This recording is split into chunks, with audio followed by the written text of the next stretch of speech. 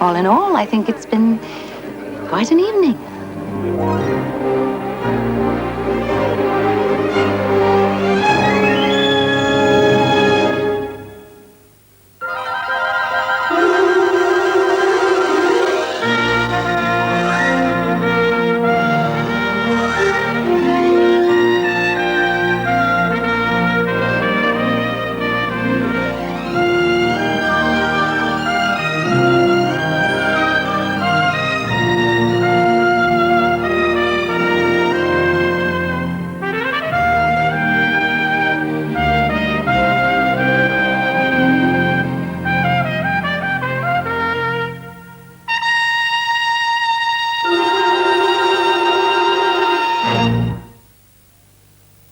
In 15 minutes, Faye Dunaway and John Gordon Sinclair star in Raspberry Ripple. This is BBC1 Scotland.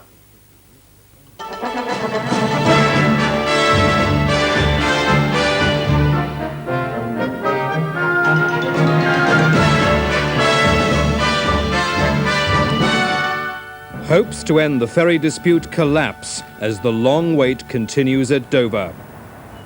Patients of the doctor who died from AIDS are told, don't panic. Israel lifts the blockade on the West Bank and Gaza. 2 more Palestinians die.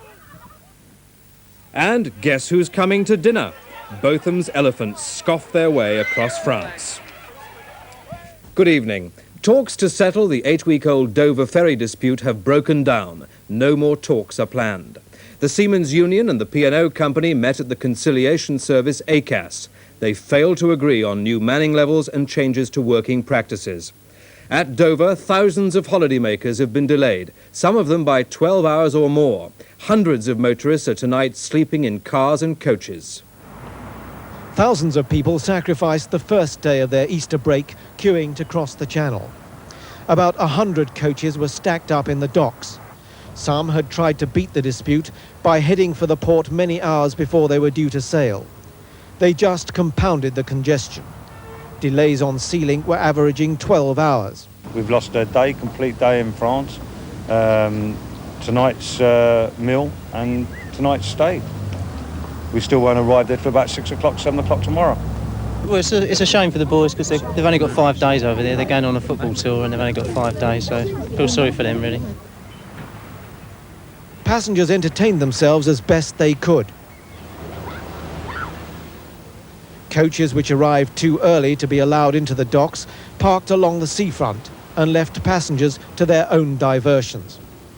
About 300 cars were queuing to leave, all likely to get away eventually. About 500 unexpected lorries are waiting for crossings. There's normally little freight at Easter, but they prefer to endure a 36-hour delay to avoid an anticipated rush after the holiday. After 2 months of the ferries dispute, the harbour authorities say that the best advice they can offer travellers here is well-worn but straightforward. Don't come to Dover unless you have a confirmed booking on a ferry that you know is sailing. In spite of the dispute, the port expects to move about 150,000 people and 20,000 cars and buses over the weekend. The talks in London aimed at settling the P&O dispute began with a mood of optimism, but 2.5 hours later, the two sides were deadlocked. P&O arrived hoping that a new ACAS package, which the company said would cut planned job losses by 100 to 362 and reduce the length of the seamen's tours of duty, could end the dispute. Their chairman was angry it didn't. I remain convinced we will achieve a solution to this dispute, which I believe is being prolonged unnecessarily by people who are not trying to settle it. Thank you very much. Seamen's leader Sam McCluskey was angry too. He said all P&O had done was restate their previous position and suggest some seamen work more tours of duty without extra pay. Are you going to make no progress at all today? Absolutely none. So has it been a complete waste of time this morning? Well, they said they would negotiate. We come to negotiate and they refused to negotiate. And what are you going to do? The men at Dover will be told that the sides are as far apart as ever at their weekly mass meeting on Sunday. Thousands of motorists have been caught up in long delays on the roads, especially the motorways. At midday, there were queues along a 40-mile stretch of the M1 from Watford to Northamptonshire. There was also congestion on the M25 around London and the A1M in South Yorkshire. Traffic came to a standstill this morning west of Doncaster. A 7-mile queue formed on the northbound side of the A1M and a 3-mile queue southbound. The hold-ups were caused by a contraflow system. There were long delays as well in the Midlands and the West Country. Drivers using the Severn Bridge face long tailbacks, and traffic on the M5 in the Midlands was very slow moving. The AA has warned that the roads are likely to be congested for most of the bank holiday weekend. 10 people have been killed in 2 separate road accidents at the start of the bank holiday weekend. 5 people died and another 3 were seriously injured on a mountain road in County Londonderry, Northern Ireland. Another 5 people were killed in Cumbria in a 3-car collision near Kendal. Health officials are still trying to trace patients of a surgeon who died of AIDS. They want to reassure them that there's no real risk of the AIDS virus being passed in blood during operations in Britain. The British Medical Association has told surgeons they also have nothing to fear, that there's no need to screen patients or doctors for AIDS. Dr. David Collings worked in hospitals in the Midlands and South West after unknowingly contracting the AIDS virus in Zimbabwe. He was 30 and married with a baby son. He qualified at Edinburgh University in 1981. Dr. Collins began working at the Royal Devon and Exeter Hospital and the Alexandra Hospital in Redditch just a few months after leaving Zimbabwe. Health officials in Exeter today spoke of his dedication to medicine, both here and in his homeland. He certainly knew of the risks involved in operating in Africa. A surgeon colleague spoke of Dr. Collins' courage on hearing he had the disease, but expressed concern for the future.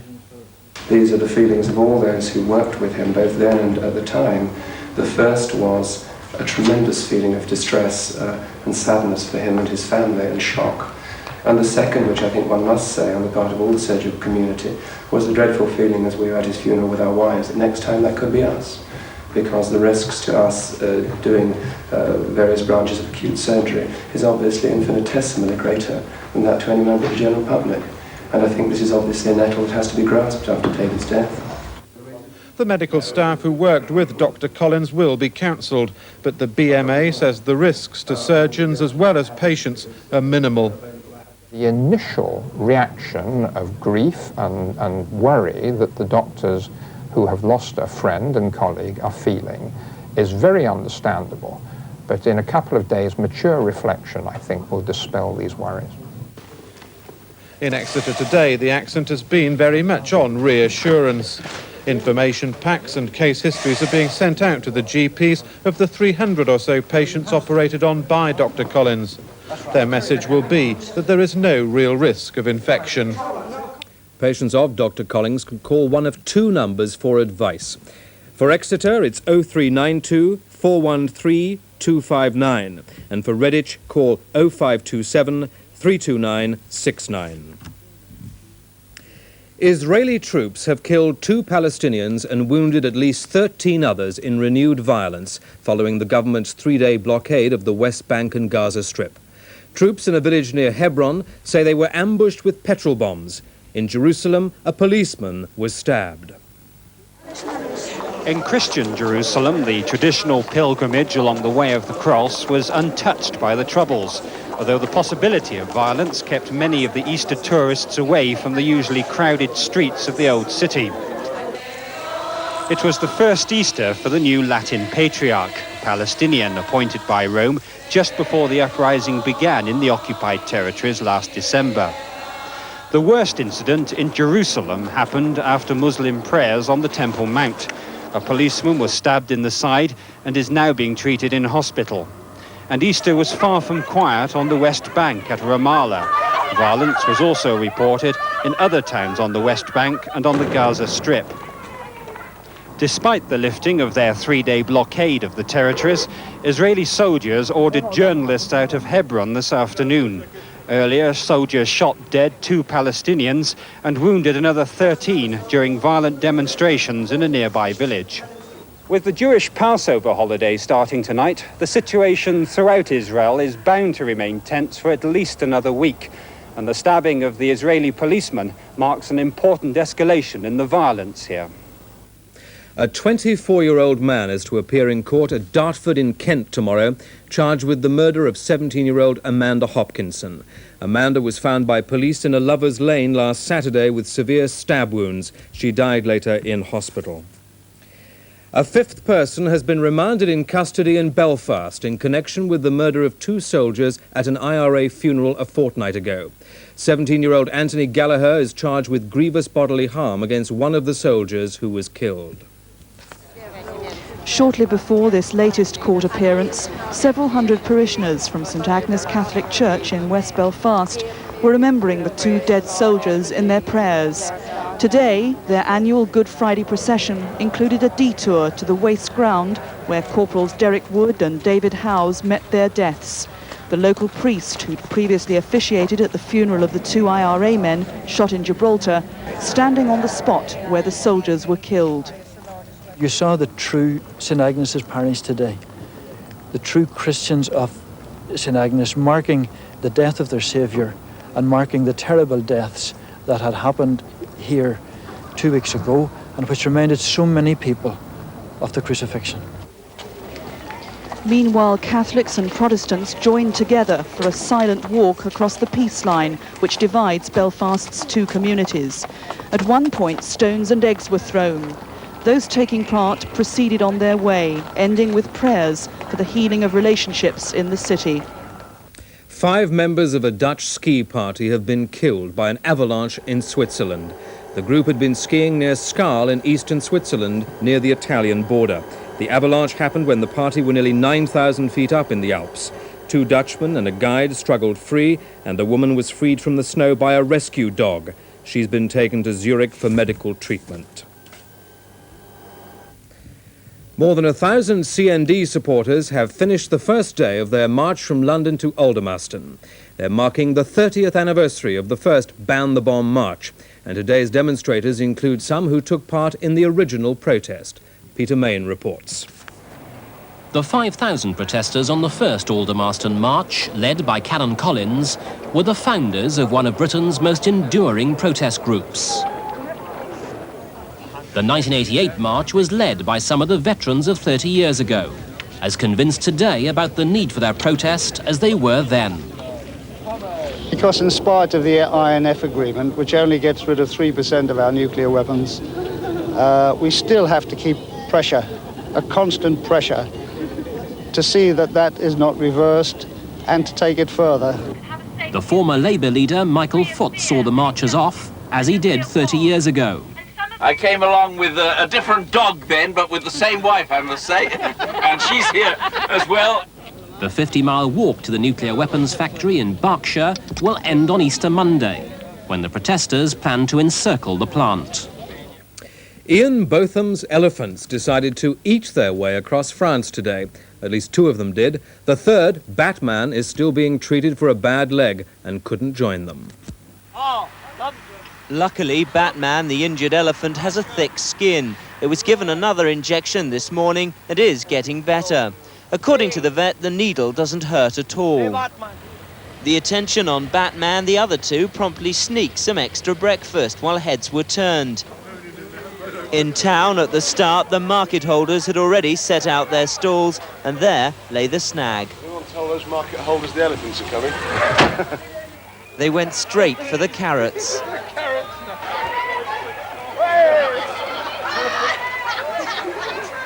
These 2 believe in shoplifting in bulk as they try to go through the stock like a horde of hungry elephants. Once they'd finally been persuaded to leave, they even managed to catch up with the leading party. And it seems the French are in for another surprise. Eddie the Eagle Edwards joins the Elephant Roadshow tonight. Well, that's all from us. Good night.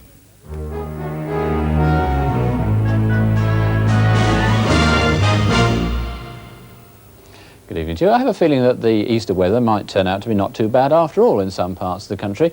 Mind you, today, as promised, was pretty diabolical in some areas. Eastern Scotland, for instance, northern England, Wales, a lot of rain there and cold with it. Now, the problem was this frontal system. We thought that it was going to continue on and eventually clear the country, but it ground to a halt. And now I think it's going to remain virtually where it is, but slowly fizzle out and take the rain with it. Now on the satellite picture you can see where the front is, lying through Biscay, across the British Isles and up towards western Scandinavia. Clearer weather, tantalisingly close, but that only got into Ireland during the course of today. In fact, over Ireland, near to the coast, there will be 1 or 2 showers right throughout the night, some coming into western Scotland as well. But the extreme east of Scotland, through the whole of northern England, Wales, down to the southwest, and including the Western Midlands, probably staying fairly cloudy with bursts of rain, and some of the rain, incidentally, quite heavy. The southeastern part, though, getting away with it, although there will be something of a veil of cloud there. The cloud and rain means that England and Wales will see temperatures quite reasonable overnight, but there will be a touch of frost in central parts of Scotland. Tomorrow, very little changing. Scotland and Northern Ireland, for the most part, bright, with some further sunshine, further showers as well. The extreme east of Scotland, and again, the whole of northern England, Wales, down to the southwest, keeping cloud with further bursts of rain. The southeast, for the most part, dry and bright, but there might be 1 or 2 showers popping up late on in the day. At the same time, the rain fizzling out in central areas, and the showers further north getting lighter and less frequent. Temperatures around about the average for the time of year in most places, but not too bad in the brighter southeast.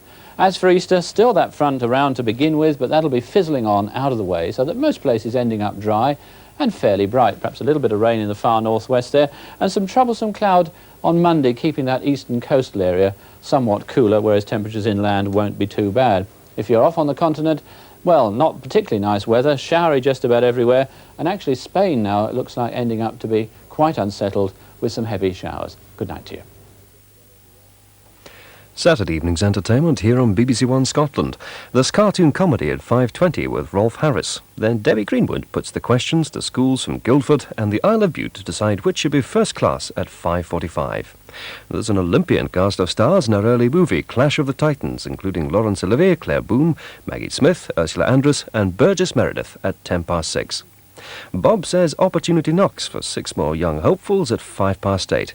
And then at 9:10, Cagney and Lacey uncover a web of fear, half-truths and political manipulation after the death of an illegal immigrant. Archie Macpherson has action, news and interviews from Saturday's football in Sports Scene at 10. Viv Lumsden extends the hand of friendship to David Heyman, Gerard Kelly and Leslie Mackey in Friends at 10:30. And our late film at 11:10 stars Brooke Shields, Christopher Atkins and Leo McKern in The Blue Lagoon. Finally, at 10:01, Roger Rees presents the penultimate part of the Gospel according to St. Mark, rounding off Saturday evening. In Burn About Burn, tonight's arena starting shortly over on BBC2, the likes of Robbie Coltrane, Richard Wilson and Muriel Gray appear in an autobiographical flight of fancy by the painter and author of the award-winning Tutti Frutti, John Byrne. Here, Faye Dunaway and John Gordon Sinclair star in the television premiere of Nigel Finch's film set in a home for the disabled, Raspberry Ripple.